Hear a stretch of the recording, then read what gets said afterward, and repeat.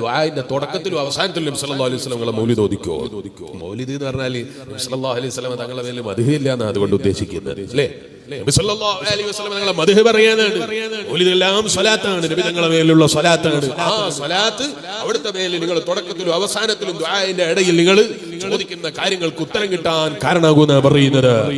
നബി സല്ലല്ലാഹു അലൈഹി വസല്ലം തങ്ങളെ മദ്ഹ് പറയുക എന്ന് പറയുന്നത് നബി സല്ലല്ലാഹു അലൈഹി വസല്ലം തങ്ങൾ തന്നെ പഠിപ്പിച്ചതാണ്. അത് പിന്നെ ആ നബി തങ്ങൾ ലോകത്തേക്ക് ജനിക്കപ്പെട്ട സമയത്തെ തെരഞ്ഞെടുക്കുന്നു. അല്ലാത്ത സമയത്തും നമ്മൾ സാധാരണ മൗലിദ് ഓതുന്നവരാണ് അല്ലേ? നമ്മളെ വീട്ടിലൊരാൾ വിദേശത്തേക്ക് പോവുകയാണെങ്കിൽ സുന്നികളായ നമ്മൾ എന്താ ചെയ്യുക? അവരെ വീട്ടിൽ മൗലിദ് ഓതും അല്ലേ? മങ്കൂസ് മൗലിദ് ഓതും, അല്ലെ ശറഫൽ അനാം ഓതും, അല്ലെങ്കിൽ ബുർദ് ഓതും അല്ലേ? നാട്ടിൽ അങ്ങനെ പതിവില്ലേ? ഇല്ലേ? വിദേശത്തേക്ക് പോവുകയാണെങ്കിൽ അതാണ് പരിപാടി. മരിച്ച വീട്ടിലാണെങ്കിൽ എന്താ പരിപാടി? അപ്പോഴും നമുക്ക് മദ്ഹ് തന്നെ. എപ്പോഴും ഒരു സുന്നിയായ മനുഷ്യനെ സംബന്ധിച്ചിടത്തോളം അവന്റെ കാര്യമായ പരിപാടിയാണ് അല്ലാഹുവിന്റെ ഹബീബ് നബി മുഹമ്മദുർ റസൂലുള്ളാഹി സല്ലല്ലാഹു അലൈഹി വസല്ലം തങ്ങളെ മേലുള്ള മദ്ഹ് എന്ന് പറയുന്നത്. അതിങ്ങനെ ഇടയ്ക്കിടെ ഏഴൊക്കെ അവസരം കിട്ടുമോ അവിടൊക്കെ മദ്ഹ് പറഞ്ഞുകൊണ്ടേയിരിക്കും. അത് മുഅ്മിനീങ്ങൾക്ക് അല്ലാഹു നൽകിയ വലിയ ഭാഗ്യമാണ്.